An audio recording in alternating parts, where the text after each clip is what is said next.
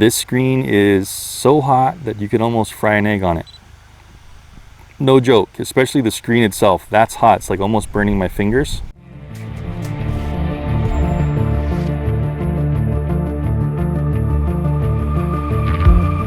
Hey guys, thanks for tuning in. Check it out. Today we're testing out the DJI CrystalSky monitor. This one's supposed to be a super high brightness, visible in the direct sunlight. I've got the sun directly behind me. There's some clouds coming up, but hopefully we can just have the sun shining directly on it, and it should give you a nice big bright screen. I'm going to be using it with the MAVIC 2 today. We're going to power this up, get it all connected, unbox it right here on the table here at the park, and we're going to do a flight test, probably headed that way, and just see how clear this thing is, and if it really is that good as what they say it is in the sun, and if it's super clear, and if it's still visible in a very bright environment. Anyway, let's get started with the CrystalSky Ultra 8-inch review. You might notice I have the Paradisco over here. This is the 4G mounted disco, and this is DJI's new digital FPV system I have mounted up here. So I'm going to be testing this too in another video at the park today. That's going to be a separate video, but just wanted you guys, if you're curious on what that is, I just kind of have everything out here from the truck on the table. And we're going to be getting to this today too, so check out for that video. But today's all about the CrystalSky, so let's open it up and see what we got and kind of get it all set up. We have a top tier of foam here, and we immediately can see there is this CrystalSky monitor. It's got this little pull tab on top to take it initially out of the box, and that's it. So it's just a 8-inch screen. Doesn't really have any buttons on the front. All the buttons are here. We have power, F1, selection option button here, F2, and back. Then we have a couple of mounts here. These look like regular tripod mounts, but I found out the hard way, guys. I was trying to figure something out how to mount this up because I actually broke my MAVIC tablet mount. Otherwise I would have mounted this up on the MAVIC there. So I had to figure something out, and it wouldn't fit my tripods. This is like a finer thread here, so that was a little bit discouraging to me right off the bat. So I had to kind of rig up something just from an old phone mount just to get this thing to prop itself up. So a little bit of a con there right out of the box. Micro USB Type-C on the bottom there. That's what I'll be connecting my controller to. And on the MAVIC 2 controllers, you can just plug in right to the bottom here with a data-friendly cable, and then you can just link up right to the bottom, which we'll be doing in just a second. On the other side, the left side, we have a bunch of connectors. We've got HDMI out, so this is something that's going to be really important for professionals. If you did want to connect, say, a second screen so you can have two people looking at it, that's great. It's got another regular USB connector there, and then this one's cool because it's got two memory cards. So it's like two memory card recording, I believe. You can do one, and then when this one runs out, it'll switch over to this one, so you can actually record the screen as well as, of course, what's recording on the drone. And so that's a good option there. And then we just have a regular micro USB down there, and that looks like an audio jack there. This is actually on loan from a friend of mine, so this is not mine. It's a little bit too expensive for me to buy, but he was nice enough to let me borrow this. On the back, you can see that we do have the battery compartment here, and this thing does have fans in it, so there are venting holes on the top. The case is also a heat sink, so it's got this aluminum case around it. There's a venting hole on the bottom too for airflow for the fan. And let's just check out what else we have in the box. Two instruction manuals. So you get two batteries, and these are lithium ion polymer, 4920 7.6 volts, so effectively 2S cells. So we get two of them with this Ultra Edition, and then you get this charger, but nowhere in the box is a charger plug. And the plug that actually fits this is the Phantom 4 Pro I have. So they're kind of counting on you having like a Phantom 4 Pro at least. And that plug that comes off of the charging brick actually fits in here to charge this. There are a couple of other USB ports here. There's a micro USB, and then there's a regular USB. I believe that's for updates and stuff, but you might possibly be able to plug in there and have like a very slow trickle charge. But if you wanted to fast charge, you're definitely going to have a Phantom 4 or above type of charger, because the MAVIC 2 charger, it doesn't have any kind of plug like this. That is a Phantom 4 plug-in charger for the Phantom 4 controller. So a little bit of a negative there too is, gosh, couldn't they have just thrown in right here, another compartment, a charger? It didn't have to be anything special, but just a charger you could plug into your wall to charge your batteries. So apparently they are trying to sell you more stuff. Anyway, let's get a battery in here. Really simple. You just make sure you match up the pins. The pins are over there. Slide this thing in from the bottom and then push up. And there you go. And these batteries do have a little meter on them. So if you press that, kind of hard to see in the sunlight, but if you put it in the shade and press that, you can see that we are fully charged all the way up. To take it out, you've got to push this and pull it back, and you can take the battery out. So very simple USB-C type cable and plug into the bottom of the controller there. And then with this one, the screen here, the CrystalSky, super easy. You just plug right into the bottom and it should auto launch and everything, so you shouldn't have to do anything. I'm just setting it right here on this makeshift precarious little cell phone stand because they don't really have any kind of regular tripod mount, which kind of, I keep coming back to that, but that does kind of piss me off. Anyway, there we go. So we're checking out the glare too. I'm seeing some glare because it is a very polished screen, and it immediately is launching the DJI Go firmware. It looks like this battery needs a update. So when you get that inconsistent firmware type of deal, it needs to do like a battery update. I've already done all the updates on this, so there shouldn't be any more than this. This also does have Wi-Fi in it, so I did connect. What you're going to want to do is connect to your home Wi-Fi initially, set up your account. You do still have to log into your DJI account. This is using DJI Go 4. It should be hopefully auto brightness because there is this little sensor, I believe, down here. But I do have it like right into the sun,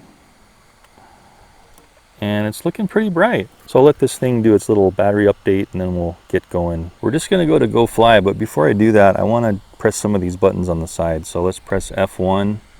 That kind of gets us to our main menu here. Let's press this other one, these kind of two lines here, and that goes right into our options. You can see we can do HDMI out here, we can go into settings, volume here, and then we can do our brightness. Right now it's all the way maxed out because it's in auto. And it tells you what to press here. For F1 is home, F2 is SRE. Let's try F2. When I press F2, it's enhancing highlights, normal, enhancing all, or enhancing shadows. So we want to go into DJI Go 4. I didn't see any way to record this. I did look through the instructions over here, and it looks like possibly, I'm hoping, that when you press record on your controller, it will also record onto that SD card in there, is what I'm hoping, because I didn't see any other way to do it. Go fly. Okay, everything is nominal. Go out of our checklist here, and we are ready to go. So that looks dang clear. Wow, pretty darn clear, man. I want you to see what I'm seeing from the hat cam. So I'm going to go maybe at a couple of different angles here. And I think what we'll do is we'll cycle through this F2 button. So that's enhancing. That's enhance shadows, enhance highlights. So that like really makes it vivid. And then you got normal. Normal actually looks pretty good to me for right now. And anyway, let's go ahead and launch this thing. Let's start recording. So hopefully it's also recording on the CrystalSky because I have a card in there. Really hope so. Automatic launch. Want to be careful because I have this precarious stand I have it on. So let's slide to take off. There we go. All right. Go ahead and get it up a little higher. Anyway, let's go fly out. So I'm going to fly straight. Just in regular P mode, GPS. And there goes the MAVIC 2. So I am looking at the screen here. I don't have it in the shade whatsoever. My shadow's over to the right there. And this is how it's looking. I'm just going to kind of alter my view off and on a little bit so you guys can see this. And this one also has a GPS inside of it, guys. So if you wanted to go into the map, let's go into the map here. And I think I cached a little bit of the map. Just took it a second to load those. There we go. So you see, so you can do the full touchscreen and do the full map. I gotta say, this thing is getting really, really hot. So anyway, we can see the drone here. That's where I am. That screen is hot. It's almost hard to touch. So maybe a little negative with this one. It's gonna get very, very hot on this screen, especially if you're in the sun. A little bit of a glare. So a little bit of a con there. You're gonna get a slight glare on this screen, even though it is super, super duper bright. So this is interesting. If you're using your controller away from the unit, watch when I move my controller. I don't get any compass activity, right? Let me set the controller down for just a second. This is gonna have to move. See that? And then you can see the compass is now moving. So just keep that in mind. You're going to, oops, lost connection for a second because I set the controller down.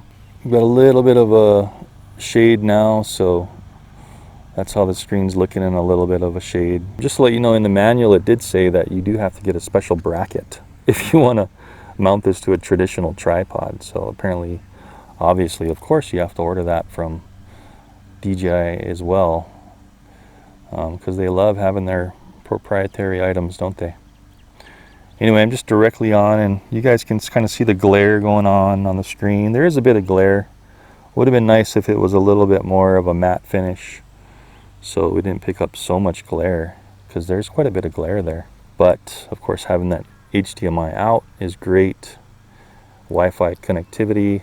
So it's basically just like a tablet is what this is. It's like DJI's version of an 8-inch tablet, but it's got a super, super duper bright screen. Let's kind of cycle through the, I'm still going out here. Just going to hold it with my left hand. Let's cycle through the F2. So that kind of washed it out. That's enhancing shadows. Enhancing highlights looks really vivid. And then normal just kind of darkens the whole screen a bit. I kind of like enhancing highlights. Enhance highlights. I'm going to leave it on that. Boy, we pushed through and we're going really, really far. I'm actually going with the wind, guys, so I might not want to go much further than this. 13,700 right now, so we'll just go another 100 feet and we'll turn around because we do have some wind. So I'm going to stop it here at 14,100. Still got great control. You can see that there. Awesome. So I'm just in an auto setting on the camera, so probably not the best. All right, we'll just let it return home. I'm just gonna set the controller down right here. Did we stop recording? That was interesting. Okay, so it kind of stopped recording on its own. Oh, it says SD card formatting is recommended.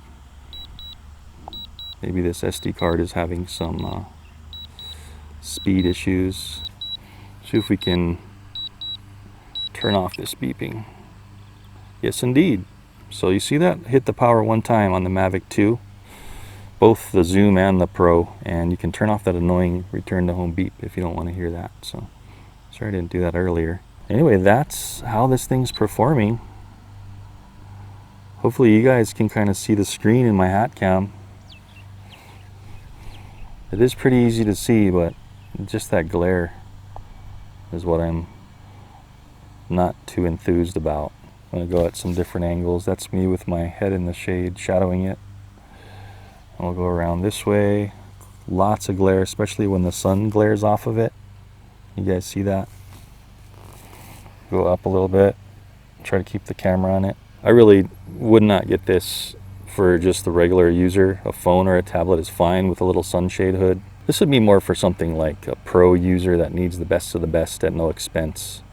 And if you need that HDMI out, you know, say you don't even have a tablet and you wanted the best. They also have that DJI Advanced controller with one of these screens down on the bottom. Oh yeah, so look, it stopped recording.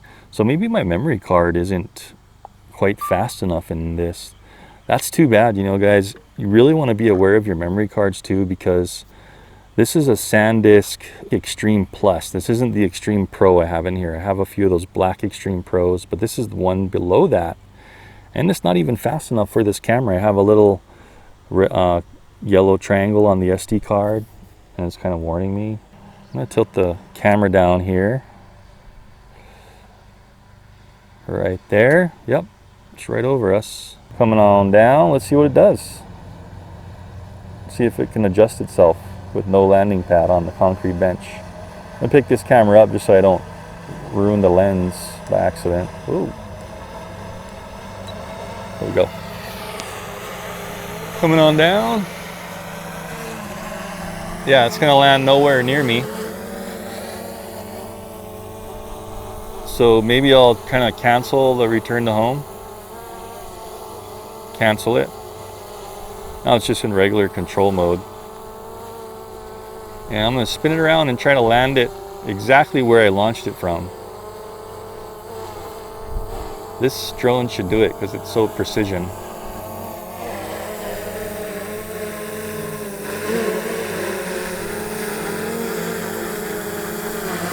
Normally don't want to do this, especially if you're sitting here that close, but I'm just going to do it. There, now I'm out of the way. Okay, coming on down. There we go. I'm holding down for it to power off. So that was funny. I forgot it has kind of a wider angle of sensing. So when I moved over to the right, then I could pull it back.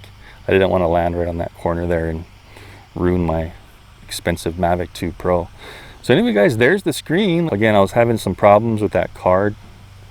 That's interesting how it's saying firmware update required again. I just updated everything. Well, that's DJI for you. They always have firmware updates. What I'm really curious is if this even recorded this screen, because I didn't see anything in the instructions on how to record to this card that's in here. So I'm hoping when I hit record, you know, on the actual controller on the MAVIC, it started recording this because it is linked in through the controller. Tell me what you guys think. Can you see it okay from my hat cam? It looks pretty good until you move around in the glares there. So little pros and cons. One of the things they could have done was give it a more of a matte finish, because that glossy screen, the glare is horrible sometimes. This screen is so hot that you could almost fry an egg on it.